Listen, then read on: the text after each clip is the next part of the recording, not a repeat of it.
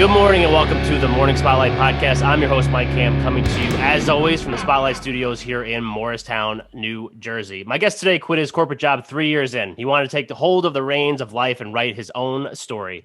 After struggling with one side hustle after another, he went all in on residential real estate, where he has quickly caught momentum. He's also the host of the top-rated business podcast, the Entrepreneur Motivation Podcast, where he documents his journey and interviews incredible guests. His motto is less dreaming, more doing. He is Chris Bello. Chris, welcome to the show. Welcome, Chris. I'm welcoming myself in third person. It's great to be here, man. I'm excited to be here with you this morning. Yeah, right. Yeah. I mean, we're recording this in the afternoon, but it's just part of the brand, so I have to say good morning. Released in the morning. Yeah. Right. Yeah. 3 a.m. Eastern, and everyone obviously listens in the morning because as soon as the episode comes out, people just have to listen. So that's what my belief is. I'm like, oh my gosh, I have to release it at 6 a.m. because someone out there listens to it right when it goes live. So yeah. We'll roll with it, man. Awesome. I love it. So we met on Clubhouse. Right? Yeah, that's where we met. And I think it was a podcast room. Yeah, right. I mean, what has your experience with Clubhouse been like? I mean, we could probably, this is not going to post for a little bit, so it might get a little bit stale, but yeah, I mean, just the vibe, I mean, the initial reaction to Clubhouse and how it's helped shape maybe the podcast and your business. Well, it's funny because, I mean, so many people, like I talked to one guy who's been on Clubhouse and he knew about it since mid 2020. I hadn't really heard of it. It wasn't on my radar until probably January 2021 when it really started picking up steam. And there are still people who are holding out who have not quite gotten on the app, right? Because they're like, oh, it's just another fad. It's just a distraction. It's a waste of time. But only those in Clubhouse, which I've also heard referred to as crack house, can understand how addicting and how much value there is in the platform, because it's not like any platform I've ever seen where it's distracting things and you have to really put a lot of time, effort, and stuff like that into the content. You literally are just using your voice to add value, to communicate, to connect like we did. Yep. And if you resonate with someone or they resonate with you, you can easily just click on their profile. It's linked to their Twitter or their Instagram, and boom, you're connected. That goes a lot further than just someone randomly DMing me who I have no idea who they are, versus in a Clubhouse room where it's like, hey, this Mike guy sounds interesting. He has a podcast. He's in like real estate and, lives in New Jersey. Let's definitely reach out. And then I sent you a DM and then boom, we're here booking this and talking right now. Right. Slid right into the DMs and I was willing to answer. So, and that's actually like, you actually checked it right away though. It's not like 3 days went by and you forgot who I was, which I think is really, really integral for those conversations continuing off the platform. Yeah. So you have a bigger Instagram following than me, but one of the things that I noticed when I got on Clubhouse, and I had an Instagram for the Morning Spotlight, I never really put a lot of time and effort into it because I was like, my audience might not be here. Yeah. And most of my audience is on LinkedIn. So that's where I was spending the majority of my time marketing the show. But then getting on Clubhouse and being able to just, like you said, get right to Instagram and talk to somebody directly as soon as you make that connection, I think is so powerful. And that's the game changer right there. That's the game changer. And my Instagram following, I mean, granted, it's still not huge by any stretch of the imagination, but I went from probably 100 to, I think at the time of this recording, I'm at 467, something like that. So it's insane. In 5 or 6 weeks, I've gained 350 followers, wow, which is amazing. That's what I've seen as well. Every time I'm in a room and I'm engaging and I have, good, insightful things to add to the conversation, people follow me on Clubhouse immediately and they go to my Instagram and follow me, which Instagram on its own, people won't follow you unless you're consistently posting quality stuff with nice captions and great hashtags, right? Yeah. But here in Clubhouse, you often see that a lot of people with big followers on Clubhouse also have a following on Instagram, even if they only have 5 posts, because it is a lot of work to maintain your brand and image on multiple platforms.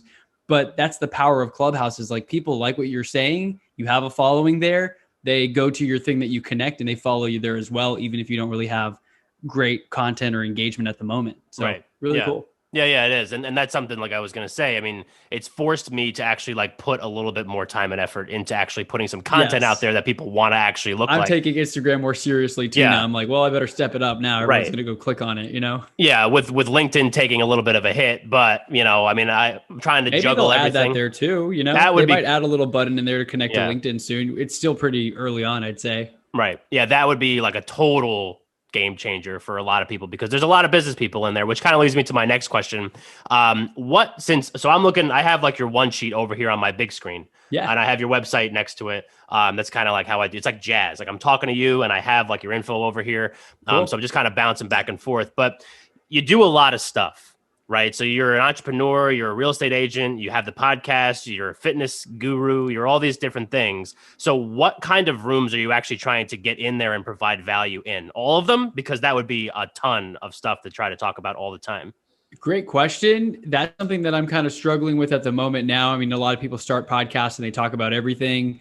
And then there are those people who have a niche podcast that they just talk about underwater basket weaving in like Honduras. Like they're very like, I don't know, I just made up a random super niche sounding That was topic. pretty good though. That's Right? very niche. Yeah. Thank you. Like they're very, very specific. And obviously people who listen to that type of content, like that is their hottest, warmest, ready to go audience. And so I started the podcast before I knew any of that stuff or what I wanted to even talk about, before I even got into real estate, actually. And so it kind of evolved from there.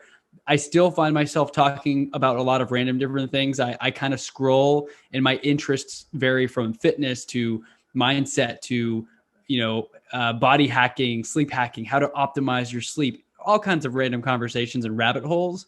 But I think it's really helping me level up in all areas because maybe I hear a little nugget that, oh, if you spend a little bit of time in the sun during the day, your body clock gets naturally tired by night and you have better sleep, which means you perform better, which means your business does better, which means I can bring more to the real estate game. Right. And so I think it all kind of ties in together, as random as it may be. And then my only complaint with real estate and on the residential side is that I never really know where a lead's going to come from. Yeah.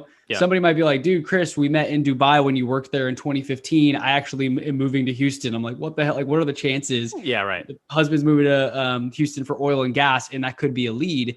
And so right now I'm kind of playing the long game. I'm just adding value, growing my audience, growing my following, not knowing where it's going to lead. Maybe someone hits me up in 2 years. Hey, I heard you in this Clubhouse room and I want to work with you. Yep. Or maybe I find cool guests to interview, So I'm kind of just like learning, growing, connecting, and not really necessarily trying to sell something immediately. Like I don't have an upsell or a course or an offer quite yet. I'm just building relationships, if that makes sense. Oh yeah, absolutely. That's what I'm doing. And what I love it. It's fun. Yeah, right. And I've gotten to meet so many people outside of like what I would normally, my scope, what normally would be, if not for Clubhouse and the virtual landscape that we're all kind of like forced to deal with right now.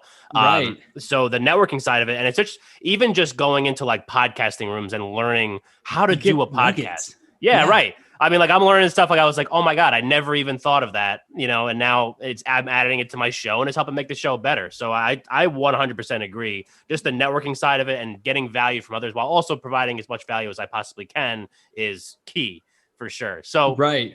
Yeah. So I'm kind of in all the rooms right now, but I mean, I love all of them, podcast, YouTube, fitness, productivity, real estate, obviously, which is my main income, earner. Yeah. So let's talk about all that kind of stuff. Let's talk about you because we just spent the first, 5 minutes, 10 minutes, whatever it's been talking about Clubhouse. So you came out of college, you had a corporate job. So why? So in the bio that I kind of led in with, in 3 years, you quit your corporate job and started the entrepreneur journey. So why did you get out of the safety net of the corporate job to kind of do your own thing? Let's start with that.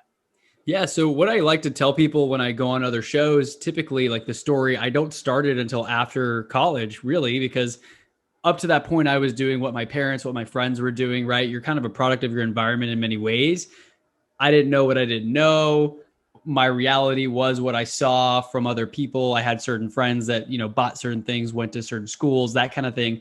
And so I kind of went that route. I went to a private school, Catholic school, pre-K to 8th grade. A lot of those kids went to either an all boys prep school or all girls Catholic school, like Strake Jesuit or St. Agnes schools in Houston. They're like sister or brother schools. So I went to Strake Jesuit. I had a bunch of friends. It was an all dude school. It was kind of crazy and weird. Yeah. Not having girls. People are always like, how did you survive without girls? Like we had co-ed classes and dances and stuff. Right. But, got to college, went to Texas A&M, huge university. It was like a totally different thing. I'm like, holy crap, I get to pick what I want to wear. I don't have to wear like, khaki pants and a polo shirt. This is weird. And so I was kind of going through the motion, still finding my way. What do I want to do? I don't like accounting. I don't want to study that. I'm going to go do supply chain. Got the oil and gas job. But then when I got there and I got to where I thought I was supposed to be, like where I quote unquote made it. And, a lot of people feel like something's missing all the time. It's hard to kind of fill that search for being truly satisfied. But it really started to stick out to me there where I started to ask myself, like, what do I actually want to do? And what am I interested in? And Why am I even here? I wasn't motivated to show up to work. And that's when that entrepreneurial bug started ticking. Obviously, there's shows like Shark Tank. I mean, I've seen my fair share of Shark Tank episodes of like, that's a dumb idea. You know, you're like the armchair Shark Tank guy. I'm like, I wouldn't invest in that stupid idea. Or, man, that's a great idea. Like, I wish I were Right. Mark Cuban because he did this and that. And, you know, Damon John and all those guys and gals. And so that's kind of what started the journey. Started reading books like Rich Dad, Poor Dad, 4 Hour Work Week. And then, of course, I got a little cocky. I'm like, okay, I'm smart. I went to college. I saved this company millions of dollars. Clearly, I know what I'm doing. I could figure this out for myself. And April of 2017 is actually when I quit my job to go all in on an invention idea that pretty much didn't go anywhere. And so that began the journey of failing many times, losing a lot of money, burning a couple of relationships with like, you know, business partners. I'm using air quotes because it wasn't a business. We weren't making any money. Right. Yeah. That's like the number one rule I feel like of a business is to actually make money. Exactly. A lot of us people, right. A lot of us call things businesses when really they're hobbies. If they're not making consistent, somewhat predictable income, you can't really quite call it a business. And so I think a lot of people listening to this who've gone down a similar path can resonate with, oh yeah, I thought I knew everything. I quit my job. I failed. I lost a bunch of money. That business partnership didn't work out. And that's kind of the thing. It's just rinse and repeat.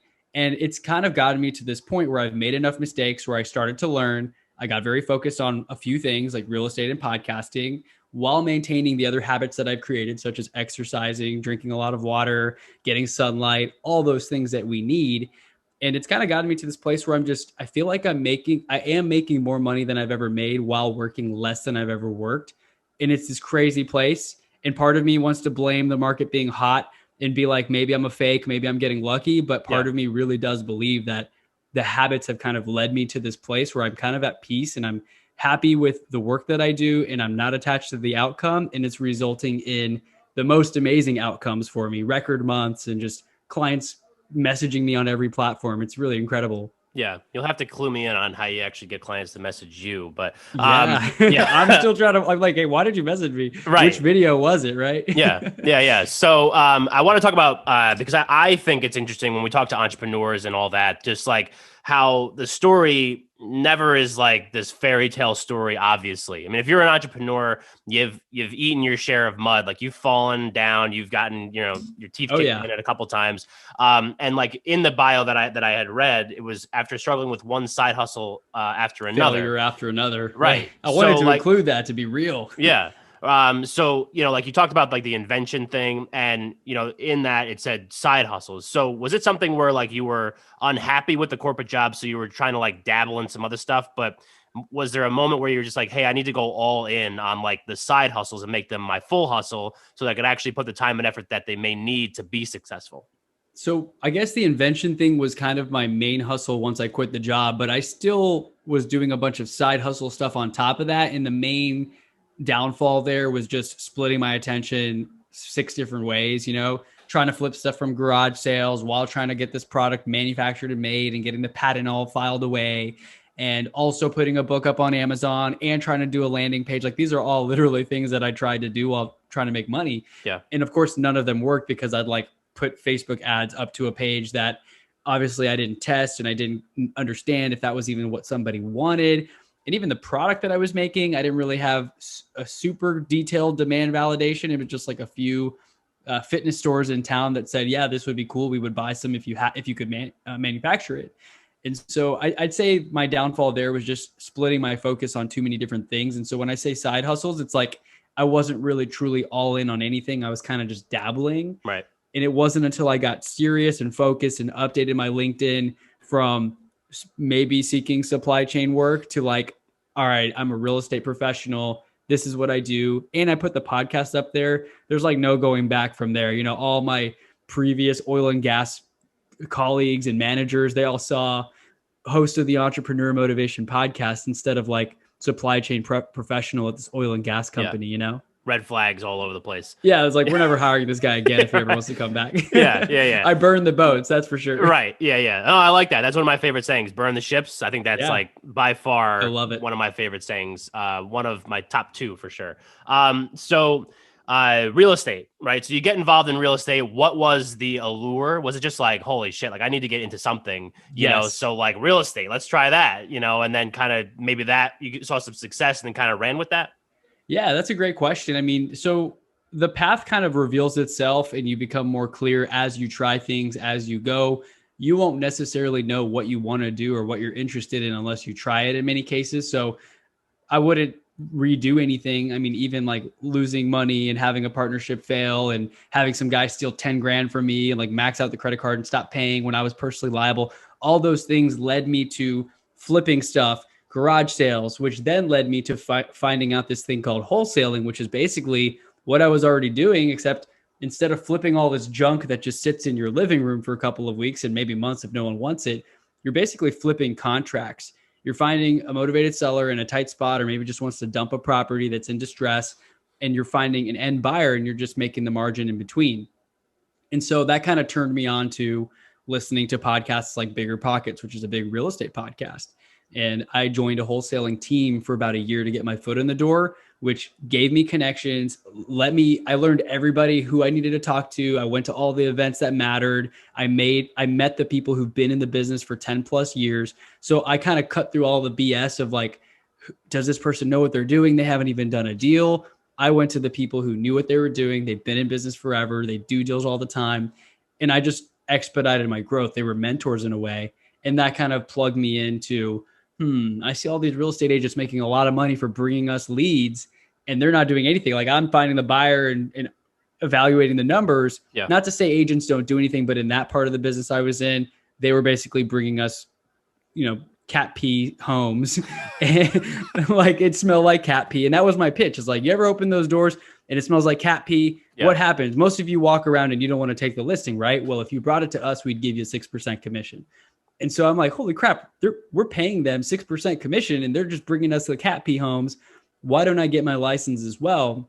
I was just doing the numbers and it made sense for me to go that route. I could do less deals and get paid more, 3% of the sales price versus like a 20% commission on a 10 grand wholesale. It was just more money. And of course, it took me a while to get there and I value that experience as well. But I knew real estate, just to answer it in a short and succinct way, all the books you read about, the wealthy people, they got there through some form or measure by using real estate, acquiring assets, holding on to properties. Most people own some sort of real estate, commercial, residential, rental properties, that kind of thing, who are successful that I know. And according to all these books that I've read, like Rich Dad, Poor Dad. Yeah. Well, I mean, to me, it's like an investment that you could see it, you could touch it, you can like, it's not like a stock where it's just kind of like, I mean, I don't even know what the rules are behind stocks. They just kind of go up and down. Nobody knows, and you can't sit there in the boardroom and like tell them what to do. It's just like, you're in for the roller coaster ride. Right. Yeah. You're just along for the ride. At least with the real estate, you have a little bit of control. You can actually look at it. You can, it's not going anywhere, unless it falls into a sinkhole or something, but it's going to be there for sure. But you own the land still. Yeah. Right. So at what point? So that's one of the things I'm curious about is you're get your real estate license to become a realtor and an agent and work in that field. And so I've had on realtors on the show that here in New Jersey that I like and respect, and maybe their clients. I'm not going to say whether or not they are. And then also I've had people on that are marketing people that work with realtors. So one of the things that I'm interested about you is that you had the podcast prior to getting your real estate license, right? And then also kind of doubling down with all like the actual content that you're putting out there to help promote yourself. So first off, like you kind of made yourself an expert, correct? Exactly. That's exactly right. Right. Expert positioning the whole way. Yeah. And then when you're putting this content out, how do you convey that to other people? Because what I see realtors put up are like listings. Cringy. Yeah, right. They're like pictures of a house. Like, okay, like I don't know anything about this. It's like, come to my open house. Like, no, I don't know who you are. Why would I come? And I'm not looking in that area. Or yeah, whatever. right, yeah, right. And it could be like, so some random house in, an hour away from me here in Jersey. But like, So how do you start putting together content that people are going to be engaged with and actually establish yourself as a industry leader in that world? Yeah, so I actually just post a ton of content all the time. And I mean, I kind of post the type of content that I'd be interested in learning and hearing myself. And I mean, it kind of always rubbed me the wrong way. One of my friends was joking that I'm like one of the few realtors that actually knows how to create engaging, interesting, non-pitchy content, because so many are just like, arms crossed in front of the house, like, come to my open house, like you said. And it's like, why would I come? Like, I'm not even looking for a house. Yeah. You're not asking questions. You're just posting the pictures. And so half the time, I mean, I feel like I barely even post about real estate. It's often just conversations and live videos. And maybe I go to a house and I'm like, hey, everyone, do a live video right there on the spot, or update my story and just document instead of create, like Gary Vee talks about. And I'm like, hey, here's my listing coming up. Recent freezing in Texas, for example, like one of the listings had pipes bust and there was some water flooding inside the house. And so sheetrock had fallen and everything. And I just did a live video. I'm like, hey, so just a reminder, I do houses like this. I have experience with investors. That's how I got my start.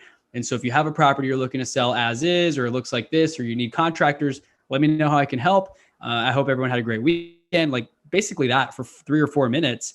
Yeah. And boom, I was there. They can see the proof. I'm walking through the house. It's my upcoming listing. It's not a fake little Photoshop thing or someone else's listing that I'm marketing.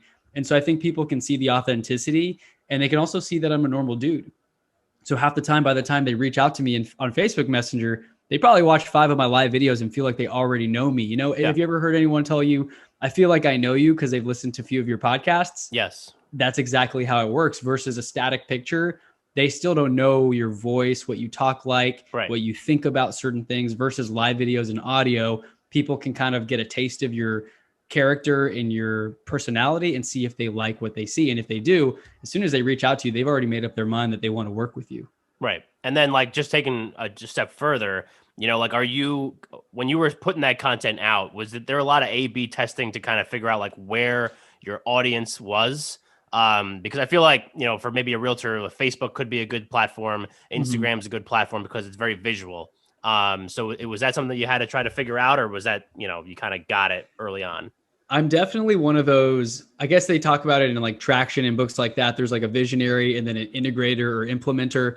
I like to think of myself as more of the visionary. I'm not very detail oriented. I'm like, go, go, go, go, go. Who wants to work with me? Awesome. My transaction coordinator will fill in all the details that I missed in the contract. Like I'm not doing myself justice. I don't miss things in important documents like that, but I don't want to be in the weeds doing all these little different things. And part of that was just making more content and just kind of figuring it out as I went. And so now I'm at the point where I'm posting 4 or 5 times a day on Facebook. Usually I'm trying to keep my Instagram like curated and cleaner and higher quality images, but I am kind of posting a lot, like a motivational quote, live video, clip from a podcast I did. Oh, by the way, here's a house that just sold. And so from the sheer amount of content and volume, some pieces of content stick. Maybe someone likes that quote. Maybe someone liked that live video, and maybe someone likes the podcast and they don't care about real estate at all, but now they're listening to my podcast and they know that I do real estate. So when they buy a house 3 months later, I'm the person that they reach out to. So to answer your question in a short manner, I don't really test it. I just post it out there, and I kind of post what I like to see more of. And my leads kind of come from all over: Instagram, DM, Facebook Messenger, referrals, random email, someone books a Zoom call with me. So I got to get better at drilling down to like, what piece of content made you convert, Right. Yeah. Right. Because then you can post more of that and maybe get right now. I'm people. like, I don't know, but hey, let's go find this house for you or sell your house. Yeah, exactly. I mean, I can relate to that because I feel like in the 3.5 years that I've been selling title insurance, I am the king of taking stuff, throwing it against the wall, whatever sticks, we run with that. And it works. And if it doesn't stick, it doesn't matter. We'll move on. So you're moving on with the stuff that's stuck. Exactly. Right. Yeah. So what about, so you're in Houston. So what about like the community? Do you do a lot of stuff in the community? Is that important to kind of establish yourself as like a face in the community, or is it more just kind of driven from like the social side of it? I want to get very into the community. I mean, I did kind of think about ways to do that and places that I'd like to be the mayor of that community or town, where I'm at the coffee shop and I'm all over the restaurant and like I know the business owners here, but I never quite got to that point. I have gotten a bit of business all over town, and for anyone familiar with Houston, it's huge. If you do a deal in the Sugar Land area and then you go to Conroe, that's like an hour on the highway, nonstop driving pretty much. And so I have taken listings across town and whatnot, but I think that's kind of stopped me from becoming an expert in a certain area and really just marketing and being part of the community.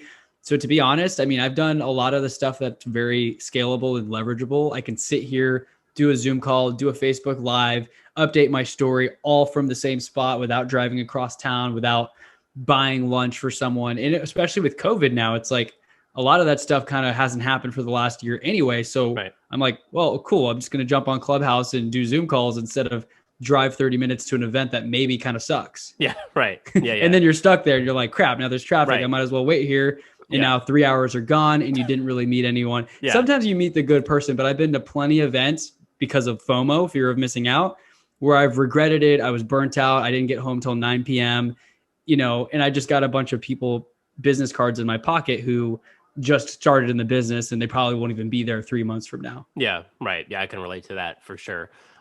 So, okay, let's talk about the podcast, Entrepreneur Motivation Podcast. It's kind of a tongue twister. I'm like, dang, why did I name it that?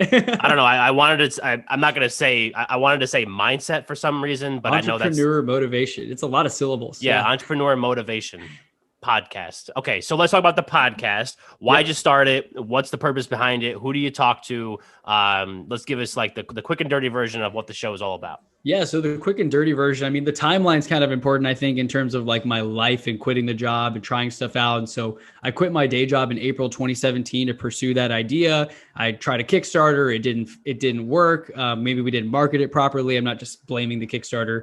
Then we put our money into it. And then basically like I put like 40 grand of my personal savings into this, like the tooling, the intellectual property, and I split it with a partner.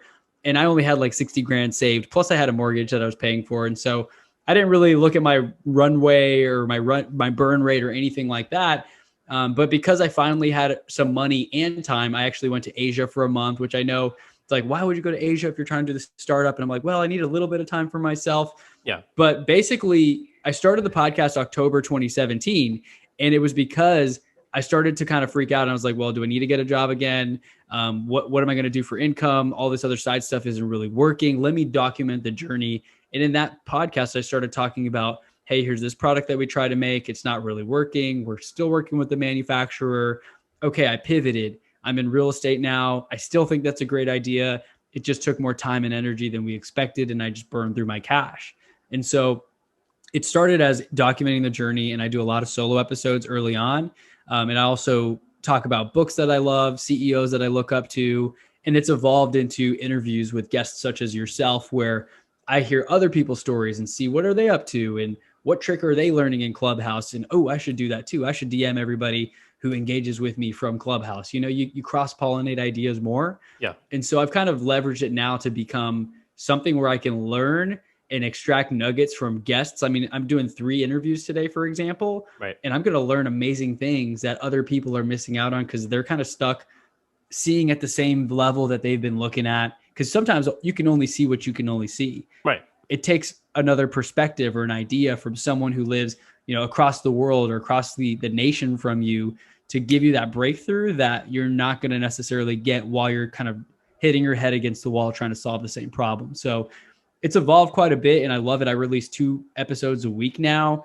And I actually have like 8 episodes already pre-recorded. I've gotten processes and everything dialed in where it's uploaded to the cloud. My team handles it, edits it, cleans it up, makes the thumbnail, and then I'm on to the next interview. So I really enjoy it. I mean, just talking to guests like you and connecting with people like yourself, it lights me up. It energizes me. Yeah. And so I'm like, cool, how do I do that more? And then all the little paperwork and things like that from clients, I just give it to people who like to do that stuff, like my transaction coordinator. Yeah, right. Take it, fill it in, let me know when I can review it. Right. Yeah. I need a team. I think if you look at like the About Us on the Morning Spotlight, themorningspotlight.com, the team is me. It's just you. That's kind of me too. Like I'm about to add something to my real estate page where I have my transaction coordinator and then one agent who's been really critical for my growth and showing houses and stuff like that. And so that's going to be very helpful for sure, I believe, in terms of letting people know that they're able to help me and that kind of thing. It's not just me. I'm not solo. Yeah. I mean, like I always like to say I'm head chef and chief bottle washer here at the Morning Spotlight. So we do it start to finish, and then also selling title insurance as a full-time job. And then doing 2 episodes a week for this. And I'm the same as you. Like I think I have 8 in the can already, maybe even more than that. It's a great feeling because before I learned everything, when I first started, I was editing it, making my own thumbnails, like spending so much time in it that I wasn't working on it. And that prevented me from scaling up past myself. I was my own bottleneck. I'm like, man, I only have one episode because now I have to edit it. And then I have to do this, where now I can just boom, boom, boom, knock out 4 hours of podcast interviews in a day. There you go. I got 2 weeks of content right there. The team's working on cleaning it all up and getting it ready to roll. Right. Yeah, I love that. Yeah, because I definitely agree with that, because I ran into some situations at the very beginning of the show, and this is not about me, we're talking about you, but the very beginning of the show where like I was doing panel episodes. That's how the show started. At least this iteration of the show started as panel episodes. And then I had a panel cancel on me last minute. Tuesday, the episode was supposed to record on a Friday, post on a Tuesday. Yep. And I was like, oh my God, like I'm going to miss a week. And like, that's like, if you miss a week in the podcasting world, people say it's like your show is just going to like you're disintegrate. Not serious. Yeah, you're not serious and you don't take it, whatever. So I called a friend of mine and I was like, dude, Monday, we have to record something. I don't care what it is. So like, we get on there, it's like 9:00 in the morning. We record something about the sales process during COVID. And that was like, boom, just like cleaned it up as best I could, posted on Tuesday. And I was like, never again will I ever be backed up like this. But yeah, yep. I totally get that. It's a great feeling because I know the episodes that I have in the can already, including this one. And I'm like, I have like a month and a half, 2 months now worth of stuff that is just like, it's electric, and I'm like, man, I could go on a 3-week vacation and cancel all my interviews or push them out. And it's no big deal because I still have content to post. Yeah. Right. So the other thing that I wanted to ask, and outside of having a team that can kind of help you out with some different things, it seems like you do, like I said, at the outset of the show, you do a lot of stuff. Right. So you're the podcast host, you're an entrepreneur, you're the real estate agent, you're on Clubhouse, which is a time suck in and of itself. You're into fitness and all that kind of stuff. So do you have more hours in the day than most people, or are you just better at managing that time? Definitely time management comes into play, and just having a background in supply chain. I mean, the thing you do at companies for supply chain, for those who don't know, is you're basically saving them time, saving them money, optimizing processes and inefficiencies. You might hear of like lean and Kaizen, and Toyota is a good example of companies that just do it very good. They have a great product line and like very few options, a couple different colors, and it makes everything faster. And so I've optimized everything. I've automated so many things where I either automate it or I delegate it if possible, if it can be done through like Zapier integration or some kind of software, Calendly for booking, for example. Boom. I don't have to spend 10 minutes asking if you're free on Wednesday or if Tuesday works better. Like just pick a time. I do.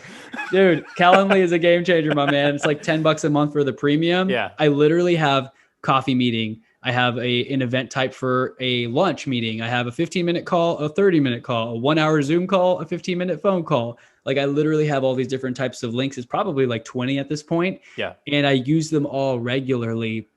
And there's different rules in place, right? Like I don't want to do more than 3 or 4 podcasts in a single day because then it's just too much. Right. And I don't want to do them at 8 a.m. I want them to start at 2 p.m. And so I've got rules in place where it optimizes my time, everything. Because if you're reacting, things will fill up in your calendar. You'll have emergencies all the time. But if you have systems in place and rules in place, everything's freeing. Like I even stopped using an alarm entirely. I heard Tom Bello, co-founder of Impact, or I guess founder of Impact Theory, co-founder of Quest Nutrition.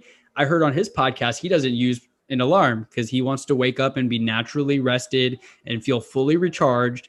And I've done that for the past week, and it's been very freeing where I'm like, cool, I don't have to wake up at 6 if I don't want to. Like I still have been waking up at 6:30, 6:45, but literally none of my appointments start until 2 p.m. by design, right? So I'm up early. I wake up 6:30 or 7 now that I don't have an alarm. I work out, I read, I meditate, I do the miracle morning routine, which that alone, like an hour every morning.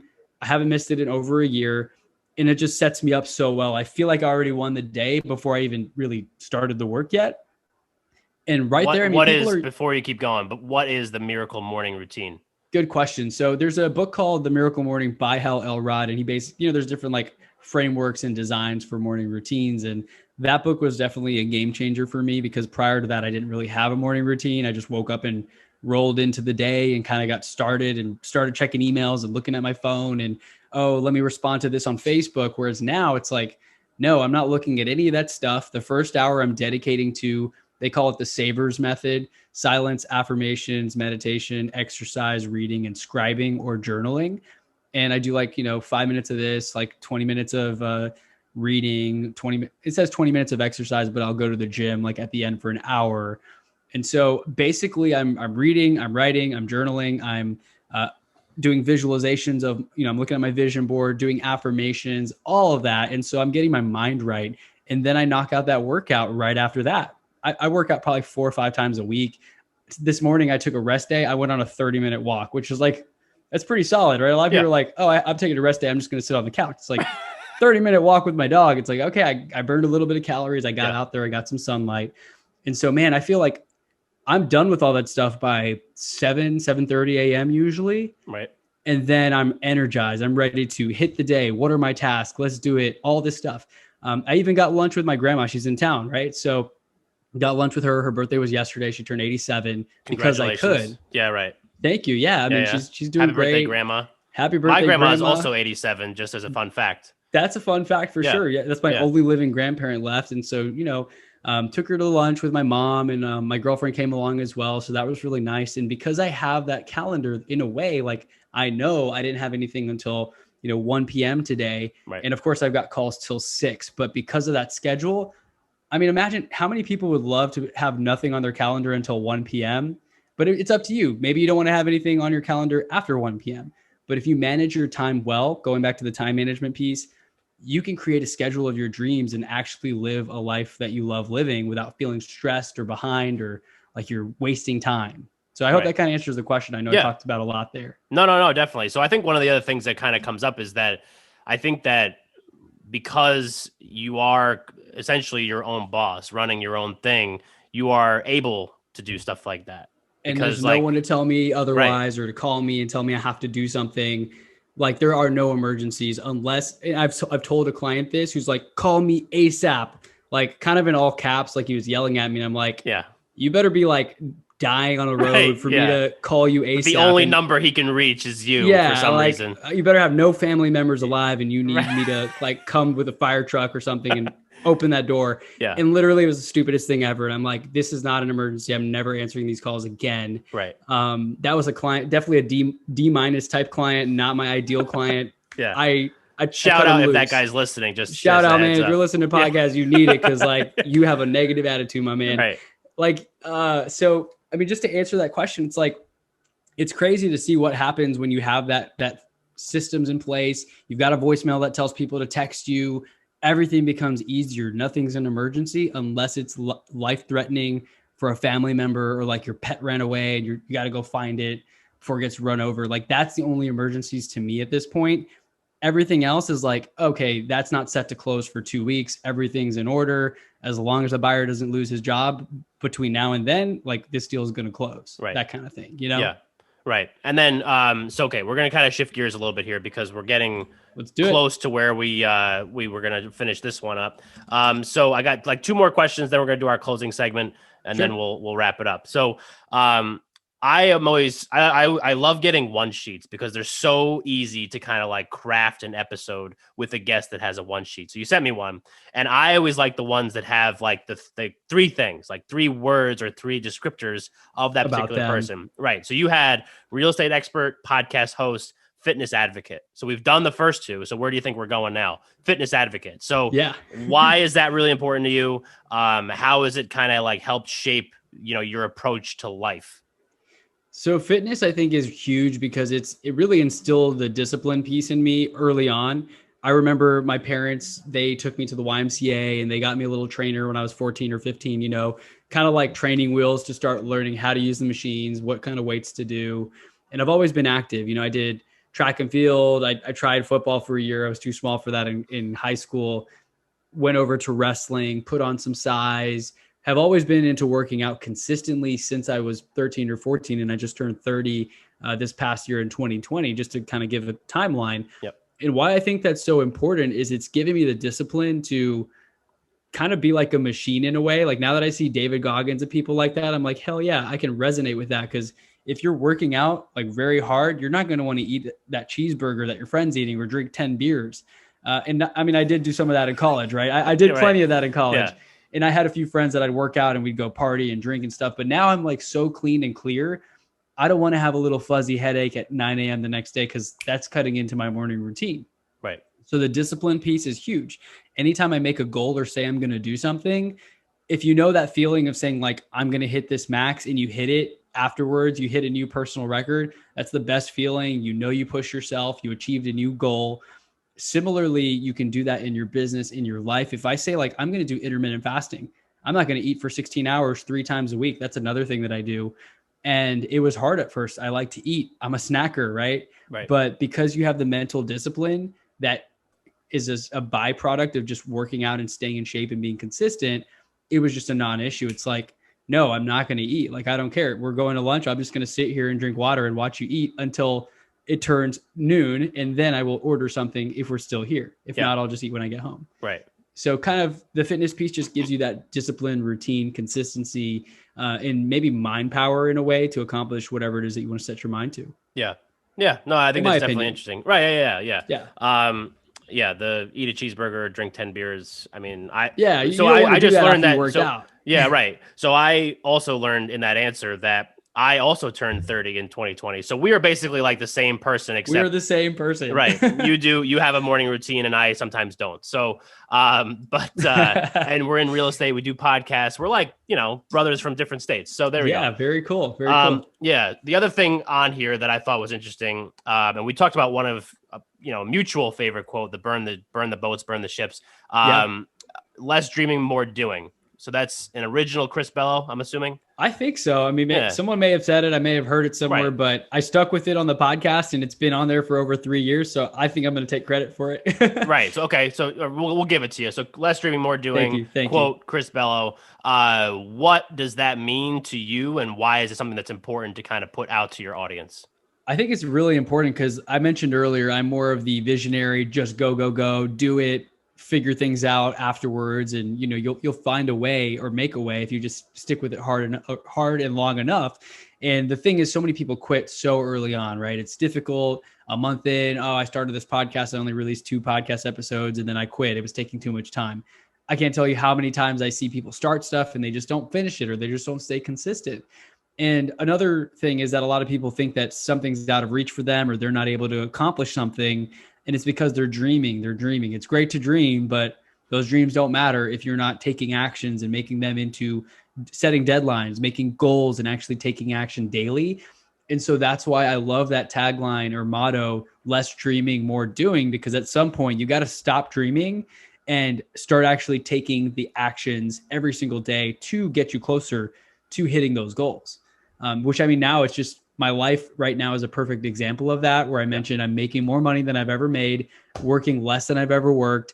And I just have so much time like to do whatever I want. Do I want to go work out today or do I want to go get lunch with grandma? Like I can afford to do that. And I still have, $30K in deals closing this month, for example, in commissions. Yeah. And I can go out and get more. Great. But if I don't want to do it, I don't have to either. Right. It's very freeing. So for everyone listening, stop dreaming, start doing today. Take action. Love it. All right, cool. We're going to move this into our closing segment, which we call Under the Spotlight. So normally I run people through like everything that's going to happen in the episode. And I forgot to do that for you, but I'm hopeful that I'm confident that you're going to be able to figure it out. So Under the Spotlight, because this is the morning spotlight, we've just talked for like 45 minutes we've talked about a lot of different stuff.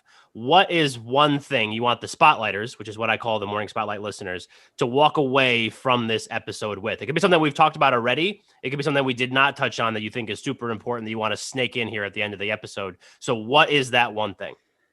So I'll just share the biggest breakthrough for me and what's gotten me to the next level. I don't know if we really dove into it too deeply here, but really learn how to delegate and hand the reins off to other people. I mean, I do that with everything. Any requests I get in today to see a house, to list a house, to get photos scheduled, to get a guest on my podcast, I literally have like 4 VAs in the Philippines, a transaction coordinator and showing assistant. I can just text it. I've got different threads. Hey, get these photos scheduled. Hey, follow up with that. Hey, please reach out to Mike. We've got that podcast. Can you confirm we're still good? I'm behind the scenes, kind of just checking in and at a high level, managing a team in a way that they're not on my payroll. They're not legit employees like of mine. They're assistants and I pay them through PayPal and things like that. And they're based in other countries in most cases, to really learn to delegate and let go of the reins, build systems and process. We often think that we're the only ones who can do stuff on our own. Like, no, I need to edit it.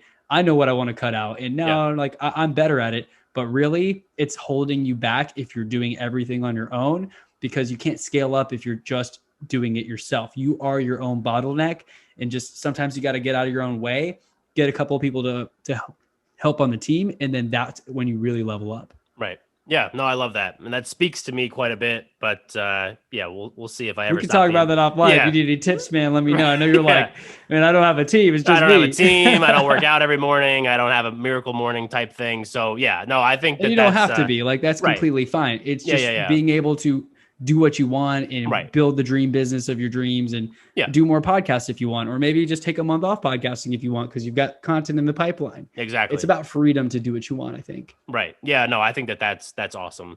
All right. So if people need to get more Chris Bello, where are some places that they can go to get that? We will put everything in the show notes, but just give it to us here on the air. Yeah, thanks. So if you go to Chris Bello, just ChrisBello.com, that's probably the best hub to get my podcast links, like get on my email list if you want my free guide on productivity hacks and all of that. I'm most active on Instagram. My handle is ChrisBello_.